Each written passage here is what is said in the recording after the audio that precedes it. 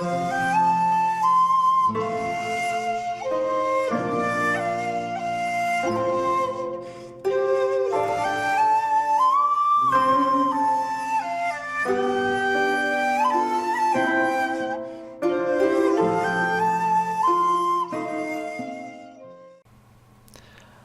there, this is Solid Children from Solid Children Films, and welcome to another episode of Double Take. And today's Double Take features two films. The first one is The Time Machine from 1960. This is the premium edition, premium collection edition, spine number 18 from 1960. And the second film is Time After Time, which is in the premium collection from 1979 and it's spine number 73. Now both these films, as you may have guessed, have something in common, and that something is H.G. Wells and his Time Machine. Let's start with 1960s, The Time Machine, which is another film that was sadly given a rather dubious remake. This is a lovely little film about H.G. Wells and a group of his friends are waiting for him to come from dinner, and he walks into the room and he's dishevelled and he's covered in dirt, and he tells them what's happened. And then it goes back in time to him discovering his little time machine. Of course, they don't believe him, so he says he'll meet them back in a week. So he goes into his time machine, because the reason for him inventing a time machine, his friends want him to think about, whether they can sell it and how much money it's worth, and whereas he just wants to get away from people, essentially, and their desire to destroy one another. It's set 1899 going into 1900. The Boer War's going on, so he has this idealised view that in the future there won't be any wars. What a novel idea. So he goes into the future. First of all, he just goes slowly, and there's a nice mechanism where you see a fashion dummy in the window across the street from him, and obviously as the fashions change on the dummy, it's a nice way of showing the passage of time. So he stops, and he's in 1917. It's near the end of the First World War, and he bumps into somebody who looks like his friend, but it's actually his son. His friend died in the war the previous year. But there's a nice touching moment where the son says that his father stopped the house from being demolished, because they always thought that one day H.G. Wells would come back, which is a nice little moment. So he goes back and he jumps ahead to the Second World War, and of course he thinks they're still fighting the same war. So he says enough's enough, and he jumps forward even more to when the son of his friend is now an old man, and they seem to live in a nice clean environment with trains and bridges and monorails and stuff. But then they're under the threat of atomic war, so sirens goes off and everybody's running into shelters to get away from the atomic war. So he says enough's enough, I'm going to go even further in the future. So he reaches this paradise, or what he thinks is paradise, with all these kind of young people just lying about in the sun and eating fruit. But one of their number falls into the river and is drowning, and the rest of them are just sitting there watching. They're completely impassive. They're completely passive. So he jumps in and saves her, And obviously he's got questions about why nobody bothered to save her, and he asks about whether they have a government, and of course they don't have a government, and he's confused by this. But they tell him they do have books, so he goes into this room with books, but they're just covered in dust. They've never been read. He picks them up and they crumble. So he's obviously quite angry that all this knowledge that has been built up over centuries has pretty much just been lost.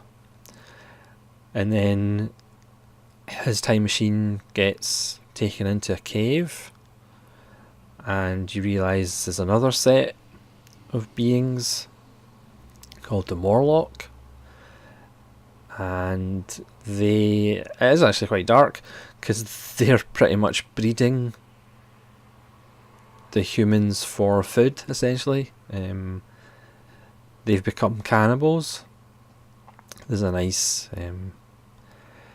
moment where he finds a cave full of skeletons, and again he questions why they don't fight back and they just let this happen.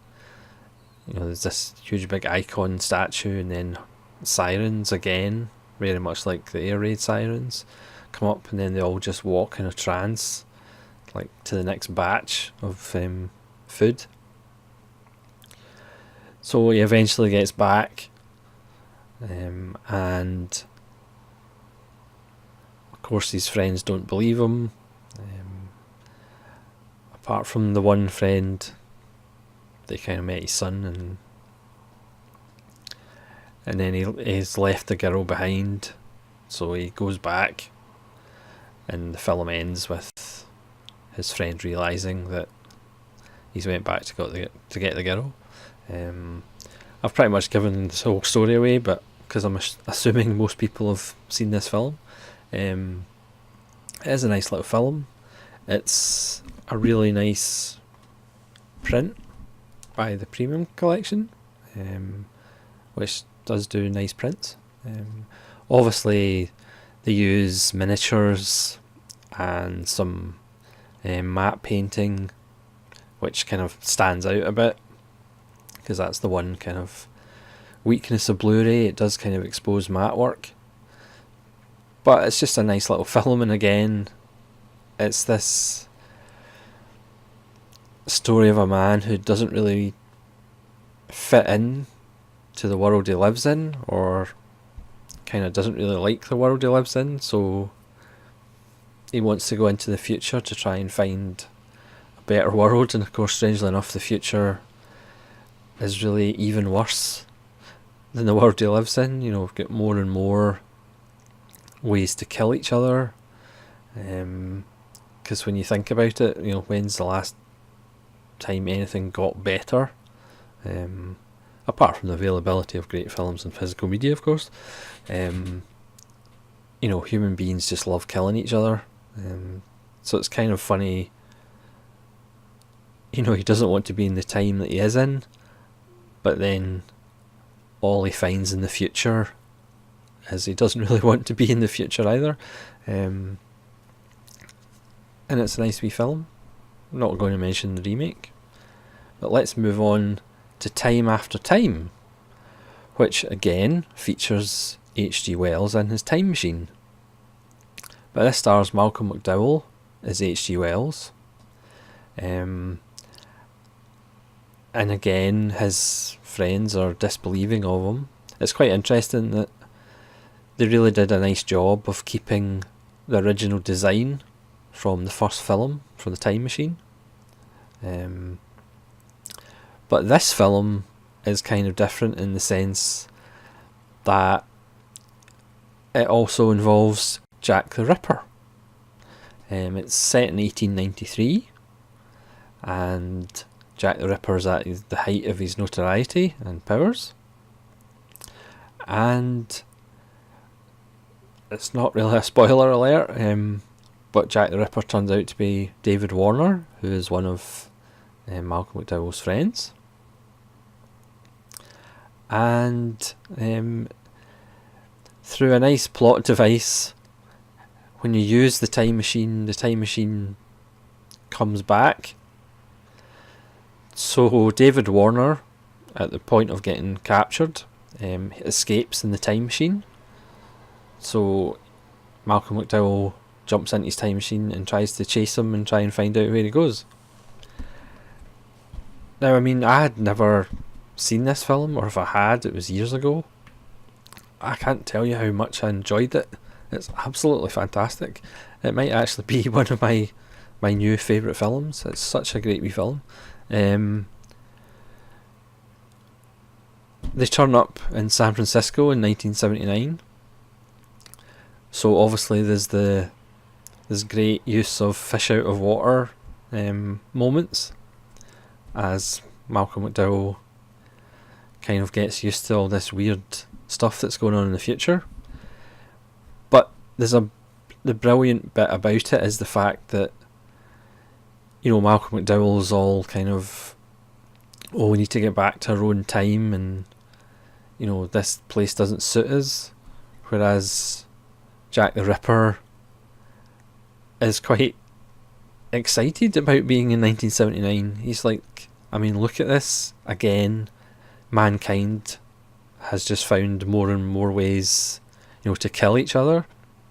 You know, and as David Warner says in a great scene, you know, I'm now like a minor thing. There's far much worse in the world than me. You know, back in 1893, you know, he was the biggest thing in the world. Whereas now in 1979, human beings have found so many ways to kill each other, that Jack the Ripper is like a blip in the news. And Malcolm McDowell finds assistance with Mary Steenburgen, who plays a bank teller who changed money for David Warner, and then H.G. Wells tries to track down the bank, and of course it's the new Bank of London, because that would be the only bank that Jack the Ripper would use, which is again a nice touch. And together they kind of hunt him down and stop him. It is a fantastic little film that I can't believe I had never seen, or because it's absolutely wonderful. A little word about the casting, which I think is absolutely brilliant. I mean, Malcolm McDowell is just so fantastic as H.G. Wells, as this kind of wide-eyed, innocent, optimistic character. Obviously, if it had been made 10 years later, it might have been the other way around. It might have been David Warner as H.G. Wells and Malcolm McDowell as Jack the Ripper, because we're so used to Malcolm McDowell playing nutters. But in this one he actually plays the good guy, and it's really interesting because it kind of, because who we know Malcolm McDowell to be in his other films, it kind of wrong foots you, because you're kind of a little bit, you know, it's a little bit off-putting to actually see Malcolm McDowell as the hero, but it works so well. And David Warner as Jack the Ripper, I mean, David Warner is one of those actors that never really gets mentioned when you're talking about great actors, but he's had such a great underrated career. I mean, he can do pretty much anything. He can do comedy and drama and horror, and in this he is chillingly good. I'm not sure that's a real phrase.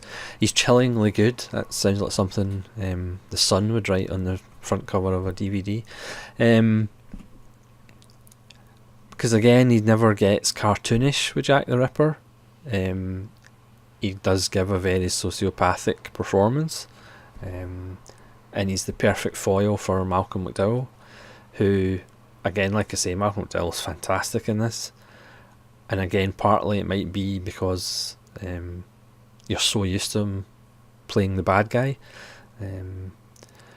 And this edition actually has a commentary with him and the director Nicholas Meyer, which I'm going to have to check out, because Malcolm McDowell's always entertaining no matter what he's doing.